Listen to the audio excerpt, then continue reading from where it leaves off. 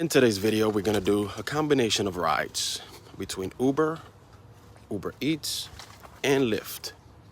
And we're gonna see how we fare in this Miami market, which is oversaturated, to be honest. But first of all, there's one thing we need to do before we get behind the wheel and get on the road. And that is pick up some coffee.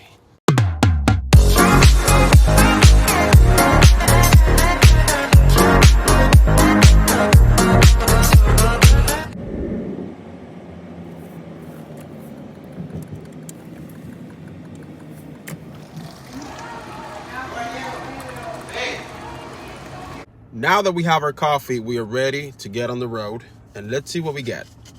Now, as you can see here, we just went online, and we're gonna start off by doing regular Uber trips. Later on, we're gonna move to Uber Eats. We're gonna do a mixture of those, and we're also gonna include regular Lyft trips. Now, as you can see here, I have a 225 search locked in. Now, I'm gonna explain in a different video how I do that. Now, some of you might know this, but a lot of people might not know this. There's a little trick you can do to, once you get offline, you can go back online and you'll have a search locked in. If you don't know the trick, I'll let you know in another video. But this search is actually, as you can see, there is no search on the map, but somehow I have a search locked in, and this search is from yesterday. So after waiting for a while and getting absolutely nothing, I decided to go online on Lyft also and see if we can get something either on Lyft or on Uber. I have both apps running at the same time. Now, I have noticed that in the Miami market, Lyft is more active usually than Uber is. It's usually busier with Lyft. I don't know why. That's just the way it is. Oh, there you go. As I say that, yes, we don't do these type of rides. I do not take rides with stops. That's just something I choose not to do. That was 30 minutes for $11. Here we go. Another one, like DJ Khaled. No, sir. We are not here to do charity work. That is not what we do. I only take certain low pay type of rides on certain instances. See, they just kicked me off. Why? Because I missed 2 trips? We are now on our way to pick up the first ride of the day. It is only paying $4.98, and that's with the $2.50 search that I had. Ridiculous. We all know the pain. Flat fees suck. But there's a reason why I'm picking it up. Like I said, there's certain instances where I'll do a trip like that. The lady's only going 0.6 miles away for $4.98. I'll take it. Well, I just dropped off my passengers. It was a short little trip. Now, we all know how absolutely ridiculous the flat fees are when it comes to driver pay with Uber, with Lyft, with even DoorDash, which I don't really do much, but I've looked into it, with Uber Eats. The flat fee that they pay drivers is dog water. We all know this. It's absolutely a disgrace. Now, in the market that I am in Miami, we don't get much searches anymore. Rarely do we get searches, and when we do, it's very low pay because there's so many drivers doing this that they don't feel the need to give drivers the searches that they used to before, back in the day. So the market is definitely becoming very competitive in Miami. And Miami is a busy city. But even here, we can see the difference when you get a lot of drivers in one area. It drives down the business for everyone. So now we're going to wait for another trip, but we're going to wait for another trip that's actually worth it this time. So we have more junk coming in.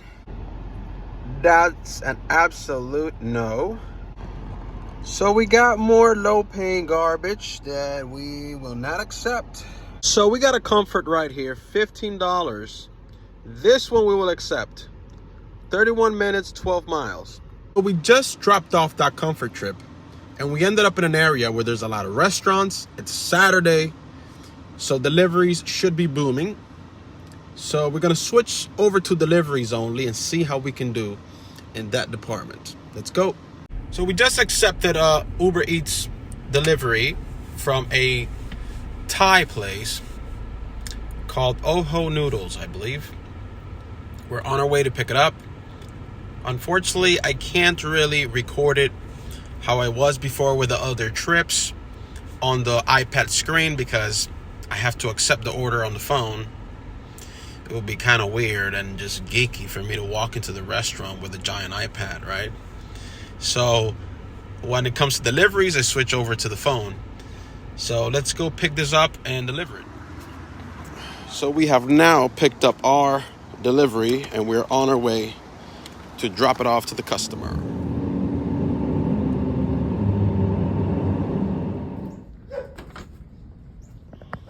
Feel free to correct me if I'm wrong here, but don't you find it a little weird as a driver when you do one of these deliveries, you go up to the door, you place the food on the floor because it says leave at door, but then you hear the customer behind the door and they're just waiting for you to leave, but they're behind the door, like you can hear them, they're there, you can feel them like peeking through the peephole, but they won't open the door.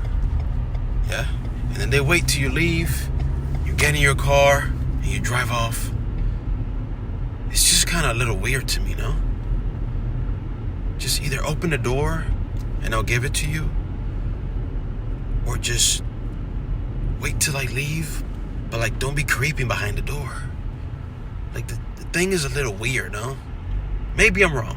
So we just received another order from Shake Shack for 2.5 miles, $10. We're gonna go pick it up and deliver it. We have our order now and we're on our way to drop it off to Mr. Oliver.